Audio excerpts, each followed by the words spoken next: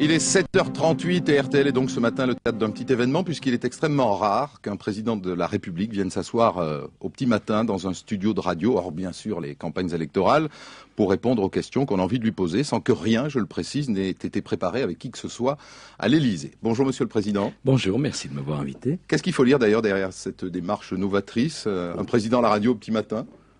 Oui, je ne suis pas sûr que ça soit novateur, c'est que j'avais envie de parler à la France qui travaille, qui se lève tôt, dont j'imagine que la vie est bien difficile, mais en même temps qui ne demande rien d'autre, qui ne casse pas les abribus, qui ne manifeste pas et qui n'en a pas pour autant moins de problèmes que les autres.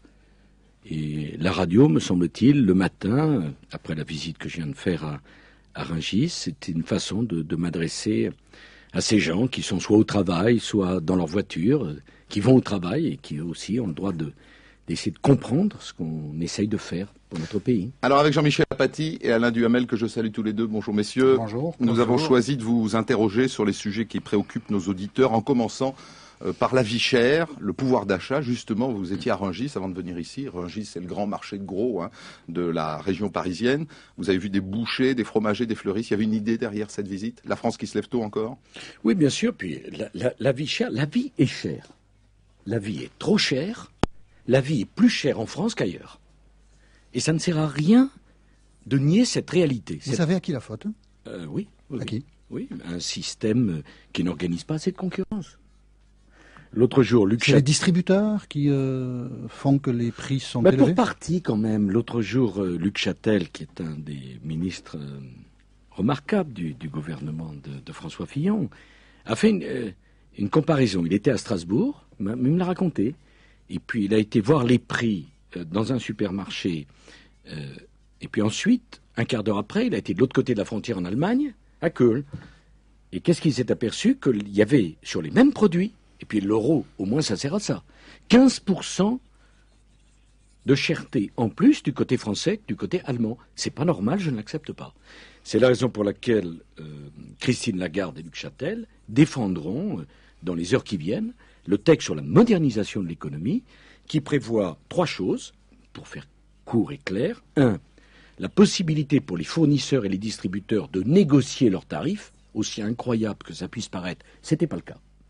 2, plus de concurrence entre les grandes surfaces, parce que j'observe que dans certaines zones, ce sont des surfaces qui appartiennent à un même groupe, donc il n'y a pas de concurrence. Et troisièmement, une petite révolution en France, la création d'une seule entité unique pour garantir la concurrence, parce que par la concurrence, on va faire baisser les prix. Mais en même temps, il y a 2 facteurs sur lesquels vous ne pouvez pas grand-chose, qui sont les facteurs pétroliers, l'augmentation du pétrole, à moins que vous nous annonciez ce matin que le gouvernement va prendre en charge ce problème-là, et l'augmentation des matières premières. Alors là-dessus, si vous me permettez un mot sur les questions de pétrole, parce que je sais que ça préoccupe les Français, et puis écoutez, quand on fait son plein, on est affolé par l'augmentation, même si l'augmentation du plein ne correspond pas à l'augmentation du brut. Mais enfin, que les choses soient claires, j'étais ministre des Finances en 2004.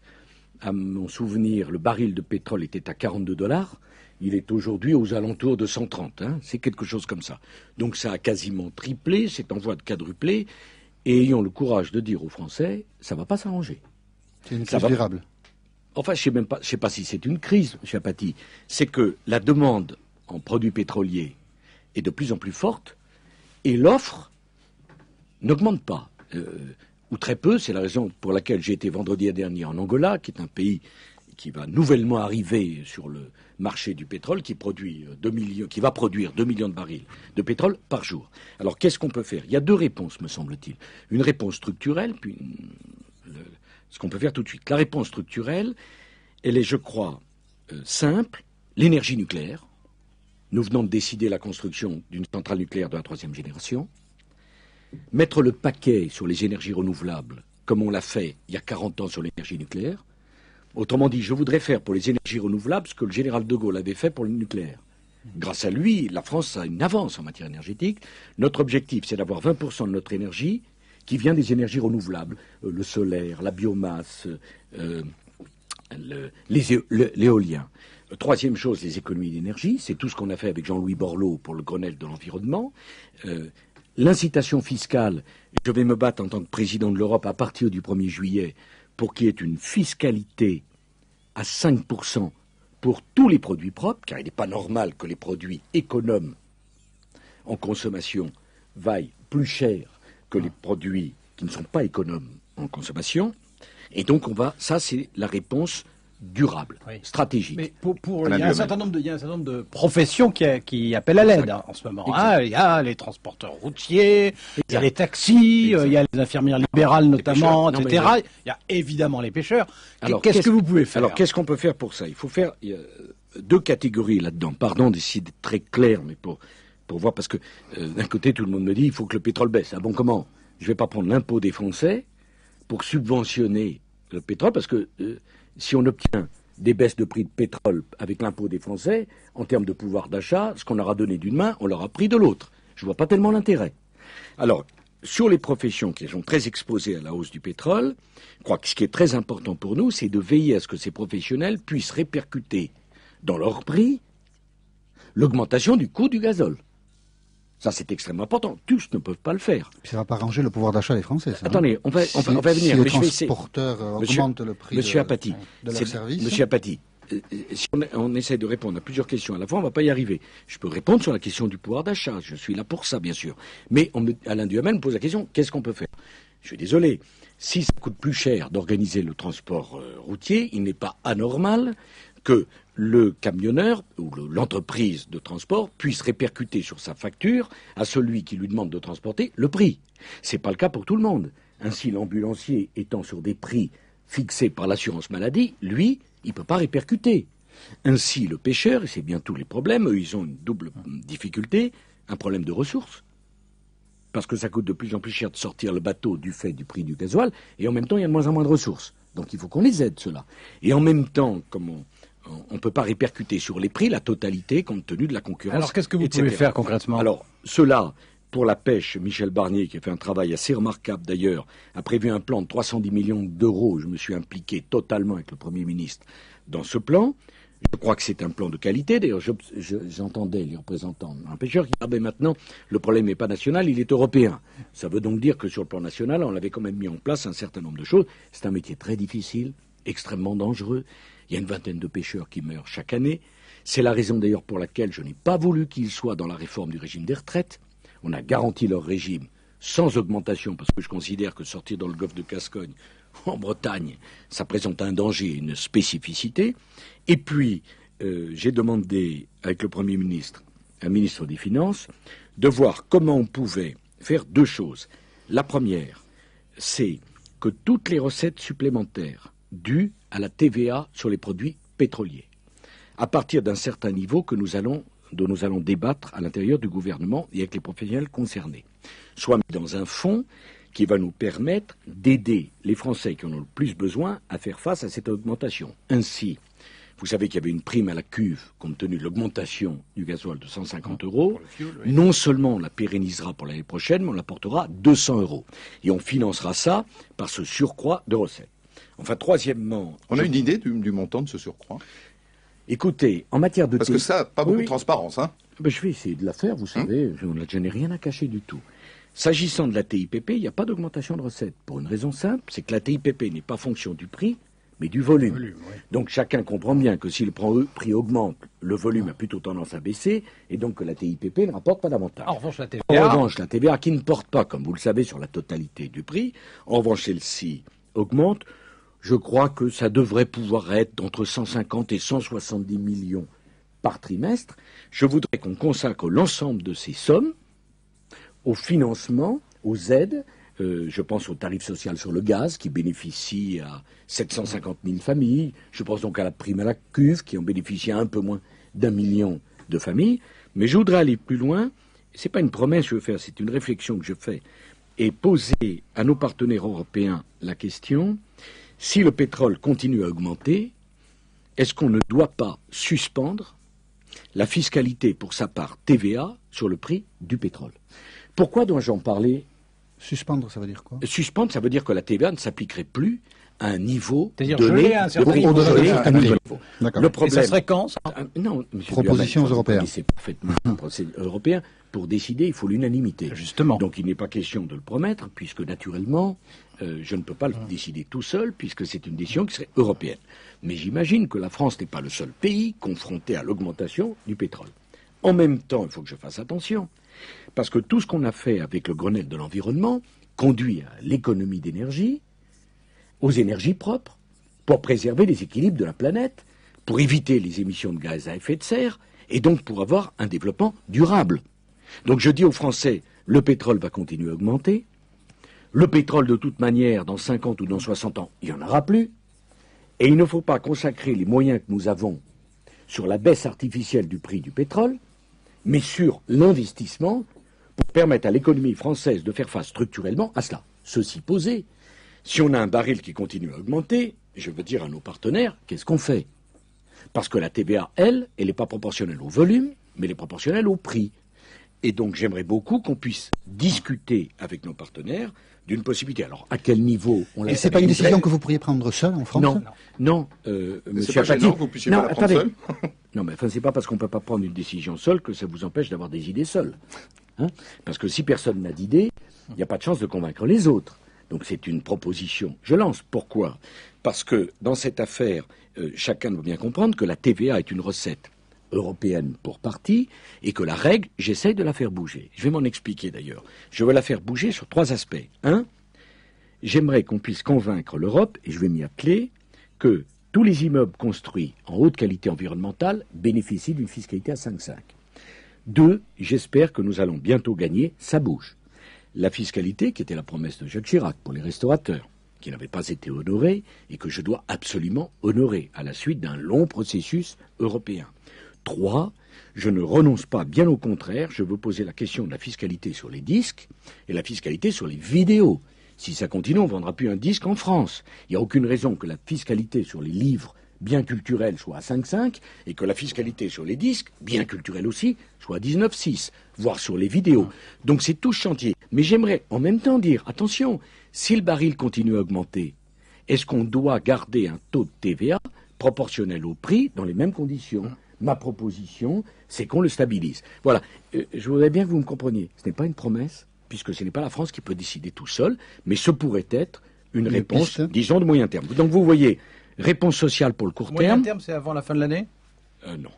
Enfin, vous connaissez les processus tout européens, monsieur le monde ne les connaît pas, tout le monde les connaît pas. Vous connaissez les processus européens, mais de toute manière, monsieur Duhamel, je ne suis pas venu pour dire que l'année prochaine, les prix du pétrole diminueront quand même. Est-ce que cette crise pétrolière face à laquelle nous sommes aujourd'hui, Nicolas Sarkozy, fait peser un doute sur le niveau de croissance des pays européens et donc en particulier de la France? Et est-ce que vous essayez d'en anticiper les effets sur la construction du prochain budget? Écoutez, ça ne nous facilite pas la tâche, puisque depuis 1 an, je suis président de la République, 13 mois, le prix du pétrole a doublé. Il n'y a pas de lien de cause à effet, mais il se trouve que c'est comme ça. En plus, on a la crise des subprimes, les déficits américains et un certain nombre de difficultés. Mais pour autant, je voudrais dire aux Français que leur travail commence à porter des fruits. La croissance de 2007 a été à 2,2. Je le dis à nos auditeurs, la totalité des experts imagine une croissance au maximum à 1,8. On est à 2,2. Et pour 2008, le premier trimestre, 0,64 de croissance. Les investissements des entreprises ont augmenté de 7,5%. Quant au chômage, il est à un niveau historiquement bas. Ça fait 25 ans qu'on n'a pas eu un si petit nombre de chômeurs. Ça continue à votre connaissance? Eh bien, moi, je vous le dis, ça va continuer. Mais ce choc pétrolier a bien, des conséquences. Le chômage va continuer. Pourquoi? Parce que toute la politique que nous mettons en œuvre, qui consiste à libérer l'offre de travail, c'est-à-dire à permettre aux quinquagénaires de continuer à travailler, à permettre la réforme de la formation professionnelle. Il y a des tas de secteurs où on cherche des emplois. À obliger un chômeur qui ne le voudrait pas à satisfaire une offre d'emploi qui est raisonnable. Après 2 refus, je souhaite qu'il y ait une sanction. L'essentiel, la majorité des chômeurs sont de parfaite bonne foi, ils veulent trouver un emploi. Mais la minorité qui ne le veut pas, eh bien les autres n'ont pas à travailler pour payer des allocations à celui qui ne fait pas tout pour s'en sortir. Eh bien cette politique, les heures supplémentaires, 59% des entreprises se servent des heures supplémentaires. Alors vous mettez la baisse des prix par la concurrence, le pouvoir d'achat par les heures supplémentaires, l'intéressement. On va doubler la possibilité d'intéresser, c'est-à-dire toutes les entreprises qui donneront aux salariés une partie des bénéfices auront un crédit d'impôt de 20%. On n'a jamais été aussi ambitieux. C'est la réponse sur le pouvoir d'achat. Mais ce choc pétrolier n'aura pas de conséquences sur la croissance? Mais il a des conséquences. Vous il essayez nous de les complique la anticiper? tâche. Oui, mais, Monsieur Apathy, le fond de ma pensée, au fait, c'est que s'il n'y avait pas ce choc pétrolier, il faudrait quand même faire ces réformes. Parce que le problème économique de la France ne vient pas du prix du pétrole, il vient de l'insuffisance de quantité de travail et des verrous que l'on mettait pour empêcher les Français de travailler. Et malgré toutes ces difficultés, le pétrole, la crise financière, etc., vous pensez toujours qu'on peut échapper à ce qu'on appelle, quel que soit le mot, un plan de rigueur? Mais je ne crois pas à la rigueur, Monsieur Duhamel. Pour une raison très simple, c'est que des gens très brillants, très honnêtes et très compétents s'y sont essayés bien avant moi. Qui? Monsieur Barre a fait pendant 5 ans une politique qui a été communément décrite comme une politique de rigueur. Mais d'autres, Monsieur Delors ou Monsieur Bérégovoy, et qu'est-ce que ça a amené? Plus de chômage, plus de déficit et moins de croissance. Pourquoi? Parce que la rigueur, ça consiste à tordre les dépenses sans se préoccuper d'augmenter les recettes. Qu'est-ce que je veux faire? Maîtriser les dépenses pour que chaque centime d'euro dépensé soit bien utilisé, mais en même temps obtenir de la croissance pour que la colonne des recettes, ça augmente. Voilà pourquoi il n'y aura pas de politique de rigueur. Non pas pour des raisons idéologiques, mais parce que ça échoue. Et je dis aux Français, ça commence à porter ses fruits, la libération du travail en France. Il y a 12 pays sur 27 en Europe qui connaissent le plein emploi et plus de croissance que nous. Qu'est-ce qu'ils ont fait?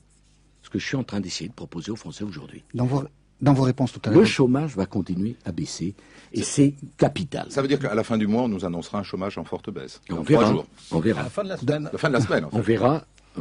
On verra si ce que je dis, mais pour moi, je ne travaille pas pour le mois prochain. J'ai un mandat de 5 ans. J'ai encore 4 ans à faire. Et les Français attendent de moi des résultats.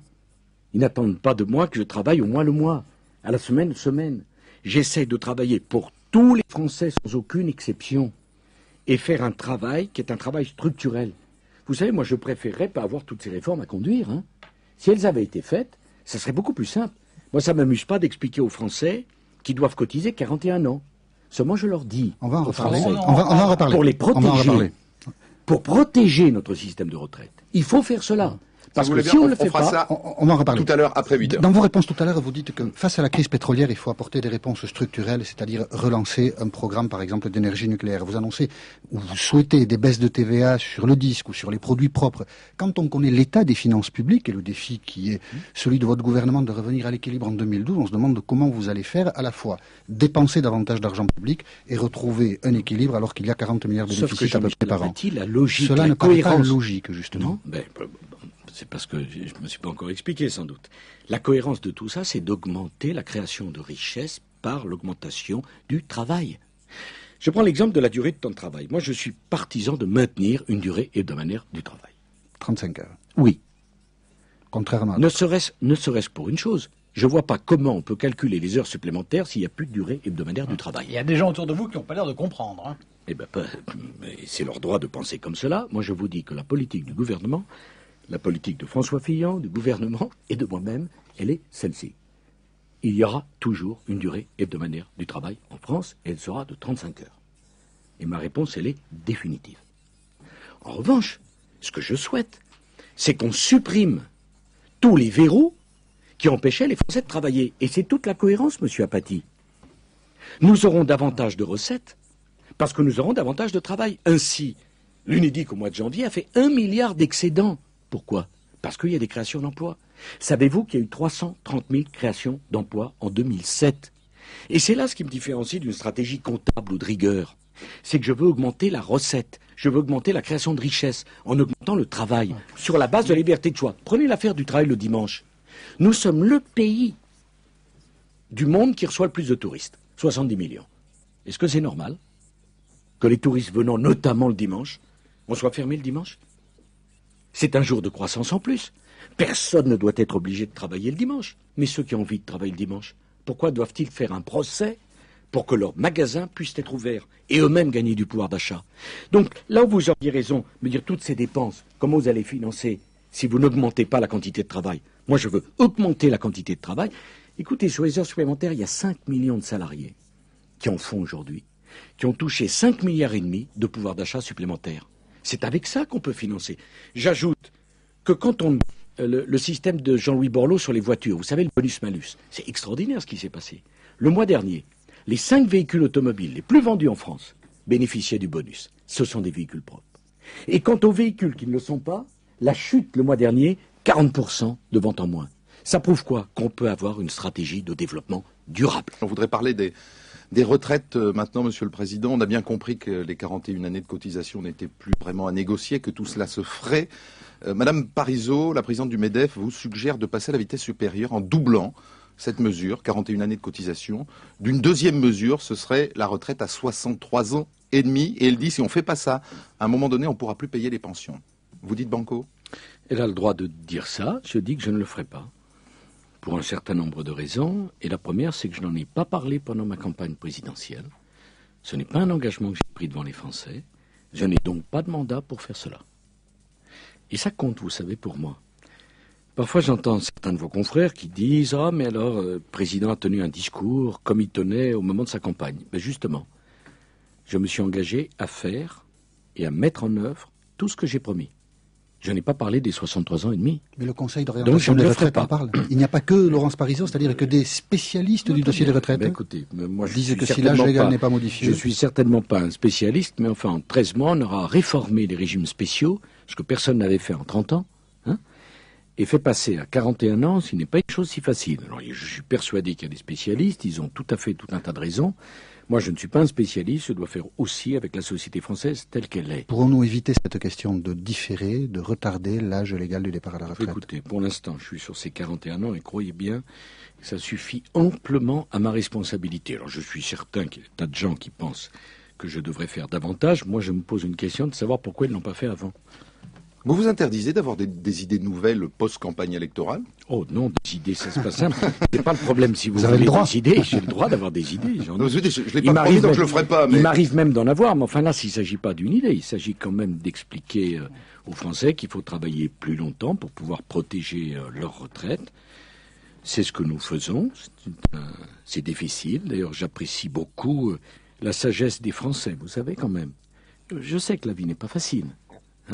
Y compris, vous savez, pour les électriciens, les gaziers, les agents de la SNCF ou de la RATP. Il y a 13 mois, ils cotisaient 37 années et demie. C'est plus le cas aujourd'hui. Je dois tenir compte aussi de cela. Pas trop demander à un pays, il faut aller à la vitesse que permet le tissu social de notre pays. Pour l'instant, c'est ce que je fais. Jean-Michel Apathy. Les enseignants doivent-ils s'attendre chaque année jusqu'à la fin de votre quinquennat à être confrontés à des suppressions de postes dans l'éducation nationale, Nicolas Sarkozy? Je l'ai dit, là, c'est pas la question simplement des enseignants, hein, Jean-Michel Apathy, c'est assez simple. On a créé en France 300 000 emplois de fonctionnaires en plus depuis 1982. Voilà, 300 000. Dans le même temps, il y a eu la décentralisation. On aurait pu penser que ça aurait conduit à supprimer certains postes dans la fonction d'État, puisque c'est les collectivités territoriales qui le font. Non seulement on ne l'a pas supprimé, mais on en a créé. C'est payé avec les impôts des Français. Dans le même temps, il y a eu l'informatisation. Des milliards ont été engagés d'euros pour informatiser. On aurait pu penser que ça pourrait alléger le poids de la dépense publique. Ça a continué. Qu'est-ce que vous voulez que je vous dise? Donc, pour réduire la dette, pour réduire le déficit, moi je me retrouve quand même à la tête d'un pays qui présente un budget en déficit depuis 35 années. Comme le budget des salaires et des retraites, puisque comme vous le savez, l'État ne cotise pas la sécurité sociale, paye les retraites. Hein, c'est 55% du budget. La question du non-remplacement de 1 départ sur 2 de fonctionnaires à la retraite, ce n'est pas négociable. Mais les enseignants disent que ça peut mettre en péril leur fonction même, celle d'enseigner dans des bonnes conditions. Vous savez, je respecte ce qu'ils disent, parce que les enseignants, l'immense majorité sont dévoués, sont compétents, c'est un boulot sacrément difficile. Parce que le moins qu'on puisse dire, c'est que nos enfants ne sont pas, enfin je veux dire, les années passant, ça ne rend pas plus facile le métier d'éducateur. Et chaque père de famille ou mère de famille voit parfaitement ce que je veux dire par là. Bon. Mais si l'augmentation du nombre des fonctionnaires ou des enseignants était la solution. Je me demande pourquoi on n'a pas de meilleurs résultats et pourquoi les profs ne sont pas plus heureux. Ça fait 20 ans que chaque année, même quand il y a diminution des effectifs, on embauche des professeurs en plus. Et ça fait 20 ans qu'on parle du malaise de la condition enseignante. Et ça fait 20 ans qu'on parle d'une proportion grandissante d'enfants qui sortent du lycée et du collège en ne maîtrisant pas les savoirs fondamentaux. C'est donc que le quantitatif n'est pas la solution. La solution, c'est le qualitatif. Je souhaite par exemple que les enseignants, et Xavier Darcos s'est engagé avec énormément de détermination, je le soutiens totalement, c'est ce qu'on appelle la masterisation des enseignants, pour les recruter un an après avec un master et les payer plus cher en début de carrière. En payant mieux les jeunes enseignants. Bien sûr, parce que la solution, M. Apathy comme M. Duhamel, pour répondre au malaise de la fonction publique, c'est payer mieux les fonctionnaires. Mais chacun de ceux qui nous écoutent le comprennent. Si on continue à embaucher sans compter, on ne pourra pas payer mieux, on paiera moins bien. Et j'ai promis aux fonctionnaires, et je tiens cette promesse, que la moitié des gains de productivité que nous faisons sur les économies de poste, on leur redonne en augmentation du pouvoir d'achat, en augmentation des rémunérations. La deuxième question, c'est la mobilité, la qualité de la vie au travail. Par exemple, arrêtons de juger les enseignants sur leur capacité à appliquer la dernière méthode ou la dernière circulaire. Jugeons-le sur leurs résultats. Et c'est la réponse qu'avec Xavier Darcos, nous essayons d'apporter, et à la crise de l'école primaire et au problème du lycée. Alors sur un sujet complètement différent, le RER A. Bon, pour les provinciaux, ça concerne quand même 1 million de franciliens chaque jour. Ça se passe particulièrement mal, c'est particulièrement inconfortable. Et vous avez dit que vous alliez vous en occuper personnellement. Qu'est-ce que ça veut dire? Vous allez mettre une casquette et puis vous installer aux commandes Merci, mais peut-être quand même installer en commande sans casquette. Là. Mais enfin, si la casquette vous fait plaisir, pourquoi pas? La ligne RER A, c'est pas n'importe quelle ligne. Savez-vous que c'est la ligne la plus fréquentée du monde? Presque 1 100 000 passagers chaque jour. Ça fait 15 ans que j'entends dire qu'elle est vétuste, que les gens sont entassés comme des sardines et que ça ne va pas. Et qu'est-ce que je constate? Un dialogue, un débat où chacun rivalise d'immobilisme et de conservatisme, et qu'alors que chacun sait que sur cette ligne, il faudrait mettre des RER à 2 étages, parce que l'avantage du 2 étages, c'est qu'on met davantage de monde. Et qu'en même temps, ça ne coûte pas plus cher. Et ça ne se fait pas. Alors, j'ai demandé hier, avec le Premier ministre, nous avons eu une réunion, le Premier ministre, le ministre Bussereau, le dirigeant de la RATP et ceux de la SNCF, puisque vous savez que le RER, c'est à la fois RATP et SNCF, et nous avons décidé que la RATP mettrait la moitié du financement de la modernisation de la ligne RER A. La moitié, c'est-à-dire? La moitié, c'est environ 500 millions, mettre entre 250 et 300 millions. La moitié du financement, nous le débloquons. Et je demande au syndicat des transports parisiens de faire sa part du travail et de mettre l'autre moitié pour que les travaux de modernisation commencent tout de suite. Qu'on commande les nouvelles rames et que d'ici à 2 ans, l'ensemble des passagers puissent en bénéficier. Mais c'est que le début, monsieur Duhamel. Parce que moi, je considère que tout ça ne fonctionne pas bien. Et qu'il y a un problème de gouvernance. Oui, parce que moi, j'adore vous entendre parler de choses pratiques comme ça, mais est-ce que c'est vraiment le rôle du président de la République de commander des rames à 2 étages? Ah bon, parce que vous trouvez qu'une ligne de RER fréquentée par 1 100 000 personnes, c'est pas digne du président de la République. Parce que je veux dire qu'il y a des gens qui sont là pour s'en occuper, qui n'ont pas fait leur job. Ok. Le président de la République, il doit s'occuper de la principale ligne de transport en commun. J'ajoute que la politique que nous mettons en œuvre avec François Fillon, c'est une politique qui donne la priorité au transport en commun. Comment puis-je être crédible sur la priorité au transport en commun et laisser des joutes politiques, politiciennes, qui prennent en otage une ligne de RER? Qui n'a pas fait son travail? Je pense que, écoutez, pour moi, il y a un problème de gouvernance dans la région Île-de-France, et je ne mets en cause personne. Vous visez le président de la région? Non. Il va se sentir visé, vous le savez? Non, peut-être. Enfin, il va répondre. Il devrait pas. Encore que je peux pas être le seul responsable de ce qui va pas en France, quand même. Alors que je suis président depuis 13 mois. Moi, je veux bien avoir les épaules larges. Mais enfin, je ne peux pas être le seul à assumer les responsabilités. On ne peut pas non plus vouloir être président de la région, maire de Paris, dirigeant de collectivité territoriale et dire, excusez-moi, c'est pas ma faute, c'est les autres. Bon, mais peu importe. Ce qui compte, c'est que nous avons une région parisienne de 12 millions d'habitants. Si on continue comme ça, on ne fera aucun des travaux d'infrastructure dont la région francilienne a besoin. Je prends un exemple. Moi, je crois beaucoup au projet que j'ai appelé le Grand Paris, que je veux faire en accord avec le maire de Paris, le président de la région. Mais regardez. Je voudrais qu'on crée une véritable Silicon Valley sur le plateau de Saclay. Mais sur le plateau de Saclay, il n'y a pas de ligne de bus, il n'y a pas de ligne de métro. Comment on peut faire? Ça fait des années que j'entends dire qu'il faut un 2e périphérique en région parisienne. Je suis tout à fait opposé à ce qu'on fasse un 2e périphérique. Et d'ailleurs, pour la voiture, je me demande où on le ferait. En revanche, on peut créer un périphérique de transport en commun soit une ligne de métro, qui ferait la grande circonférence parisienne, soit une ligne de tramway, peu importe. Si l'État ne s'y met pas, comment ça va avancer? Je voudrais qu'on crée une ou deux nouvelles villes, pas villes nouvelles, nouvelles villes, écologiques, où il fait bon vivre. C'est quoi la différence entre ville nouvelle et nouvelle ville? Tout simplement, la ville nouvelle, c'est une ville avec tous ses défauts qu'on met dans un nouvel endroit. La nouvelle ville, c'est une ville... Non, je ne dis pas qu'elle n'aura pas de défaut, c'est une ville qui tire les conséquences des évolutions architecturales, qu'on tourne le dos à toutes les folies des années 60, qu'on fasse de cette ville la ville du développement durable, avec des énergies renouvelables, avec des transports en commun, avec des gens qui soient heureux d'y vivre, avec un habitat individuel. Bon, si on ne fait pas ça, comment on va le faire? Alors, ce n'est que le début d'une réflexion, Christian Blanc en est chargé, et je poserai la question de la gouvernance. Parce qu'aujourd'hui, personne ne sait qui décide. Et quand on ne sait pas qui décide, il y a toujours quelqu'un qui a la force de dire non, et personne qui a la force de dire oui.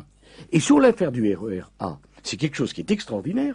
Tout le monde est responsable, et je n'accuse personne, parce que chacun fait son travail dans des conditions pas simples. Mais personne n'est responsable, mais qui est otage de ça? Ceux qui prennent la ligne de RER A, et qui n'en peuvent plus, et qui se disent pourquoi ça ne marche pas. Alors vous dites, c'est curieux, le président de la République s'en mêle. Mais ce qui serait curieux, c'est que le président de la République s'en mêle pas. La commission animée par Jean-François Copé, qui réfléchit à un financement alternatif de l'audiovisuel public en France, n'écarte plus aujourd'hui l'hypothèse d'une augmentation de la redevance pour compenser les pertes de recettes publicitaires. Accepteriez-vous cette hypothèse, Nicolas Sarkozy? Non. Non. Pas d'augmentation de la redevance. Non, je me suis engagé toujours à ce qu'il n'y ait pas d'augmentation de la redevance. C'est le 2 euros. Mais écoutez, oui, c'est toujours comme ça en France. On commence par des augmentations de 2 euros, et puis comme on les fait chaque année, à la fin, ça fait plus que 2 euros. Moi, ma politique, c'est de diminuer les taxes, de diminuer les prélèvements, de libérer le travail, et de faire en sorte que les gens ne soient plus assommés de prélèvements supplémentaires. Chacun a son idée. Pour faire un petit prélèvement de plus, je vous le dis, c'est non. Et alors sur un sujet voisin qui est celui de la presse. Bon, la presse française va mal. Vous avez dit que vous vous sentiez concerné. Est-ce que vous avez des idées de solutions? Ah, écoutez, ça c'est un grand problème parce que la démocratie ne peut pas fonctionner avec une presse qui serait en permanence au bord du précipice économique. Je vais donc demander au gouvernement, avec François Fillon, que nous organisions des états généraux de la presse, écrite, mais aussi radio et visuelle. Pourquoi? D'abord parce que je pense qu'il y a un gigantesque problème de distribution. Il faut aider la presse écrite à faire du portage à domicile, ce qui créera des emplois, et qui permet d'avoir son journal tôt le matin.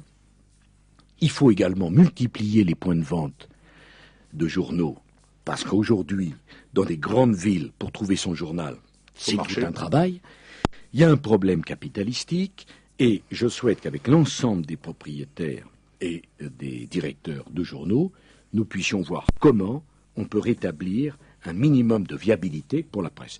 J'ajoute que le problème d'Internet est considérable, parce que c'est quand même pas sain que le journal soit gratuit. Comment voulez-vous que les gens achètent leurs journaux en kiosque s'il est gratuit sur Internet? Ça, c'est quand même un petit problème. Ça doit arriver au cerveau de chacun que de voir que quand même on crée sa propre...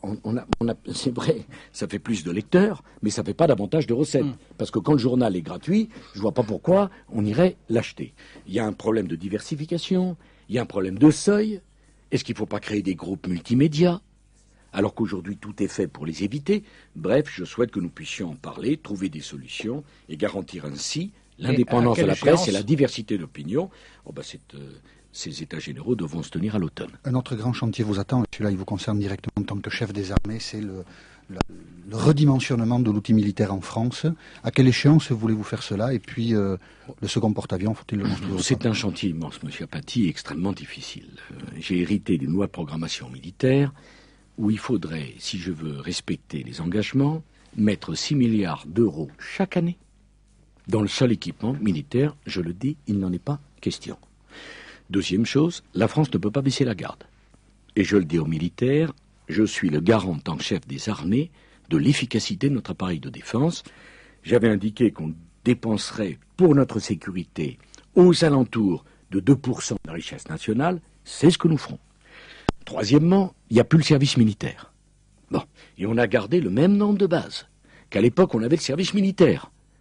Nous avons quelque chose comme 182 bases. On n'a pas les mêmes besoins d'artillerie, de régiments de chars. Il faut en fermer combien? J'aurai l'occasion de parler de tout ça au début du mois de juillet. Ce sera un choc pour beaucoup de territoires. Non, ça ne sera pas un choc. C'est pas à l'armée de faire l'aménagement du territoire, c'est à l'État. Beaucoup d'élus vont dire c'est un appauvrissement de nos régions. Écoutez, à chaque fois qu'on prend une décision qui est nécessaire, je le comprends parfaitement, il y a des gens qui se mobilisent, il y a des corporatismes, il y a des immobilismes, il y a des inquiétudes, souvent légitimes. Mais à force de différer les décisions difficiles, elles sont plus douloureuses. Nous aurons des compensations pour ceux qui verront leur régiment partir, mais enfin, le but de l'armée, c'est de défendre la nation, d'être au service d'une politique diplomatique de la nation, pas de maintenir le commerce ou l'aménagement du territoire. Mais l'État a d'autres moyens, pour cela, il y fera face.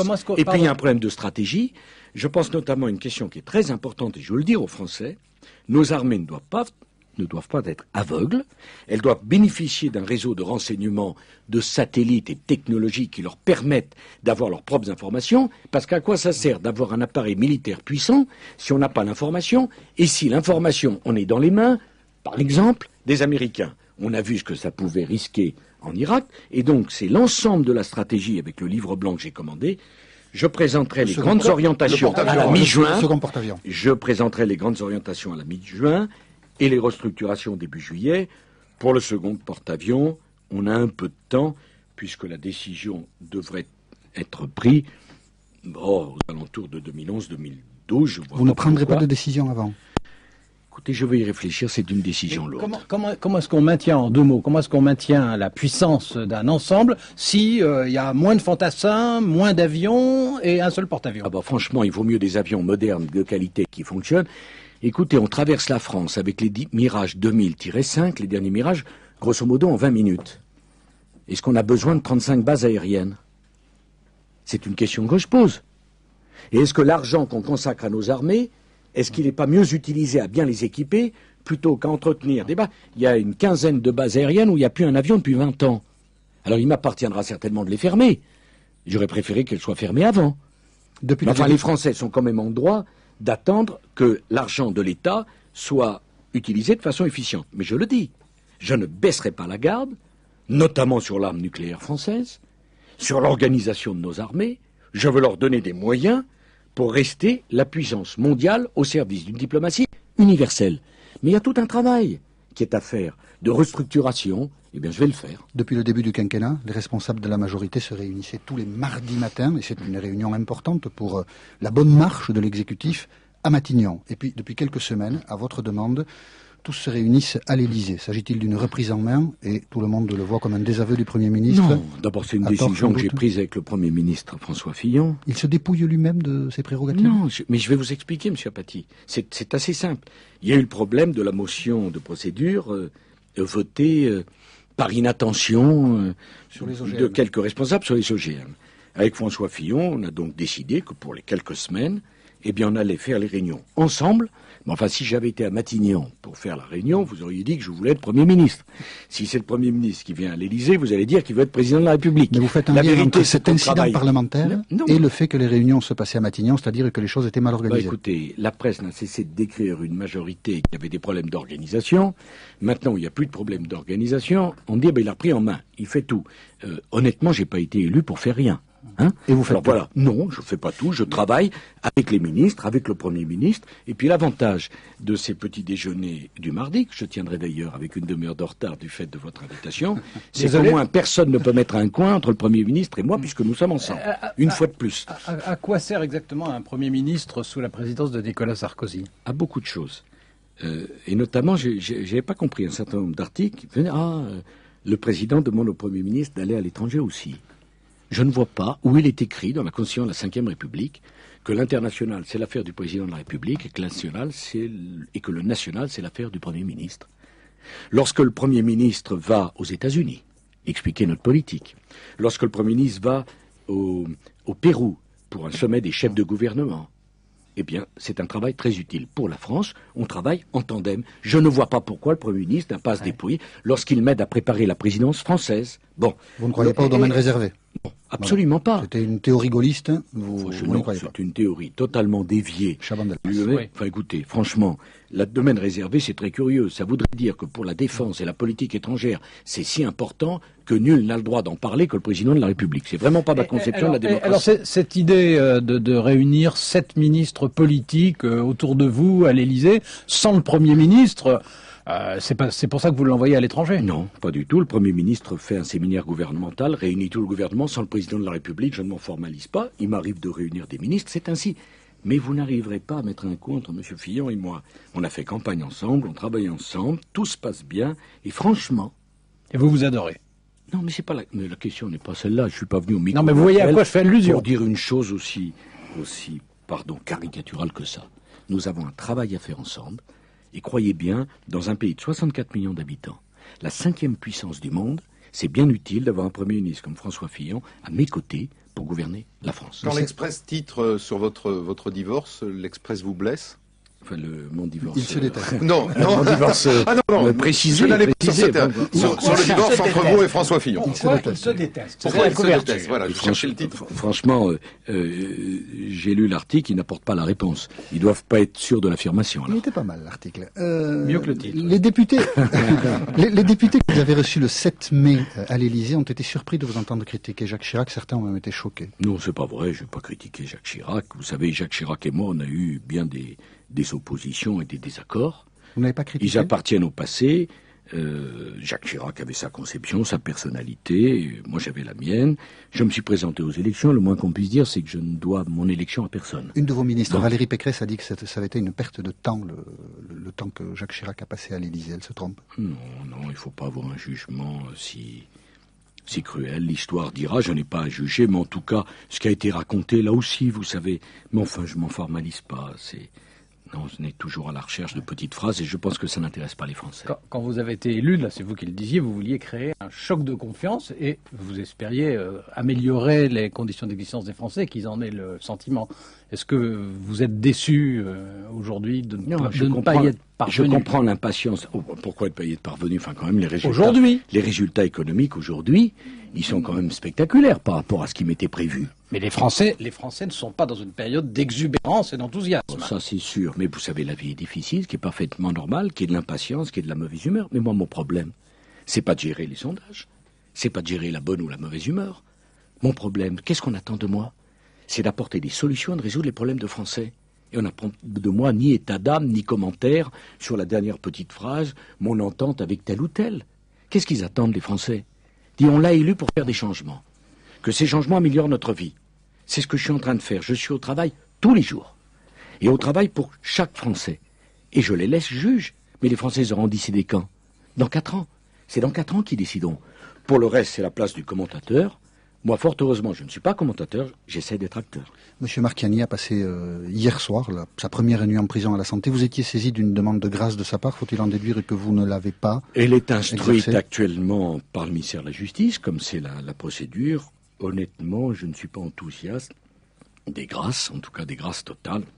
Nous verrons s'il y a matière à faire grâce partielle. Merci Nicolas Sarkozy d'avoir passé cette heure avec nous. Et non, merci de m'avoir invité. C'était bien agréable de pouvoir s'expliquer, de parler et d'essayer de convaincre les Français que le travail que l'on fait, il portera ses fruits. J'en suis persuadé. Vous savez, je ne me donne pas tant de mal et je ne mets pas tant de conviction et tant d'énergie à cela si j'y croyais pas. Je crois que c'est possible.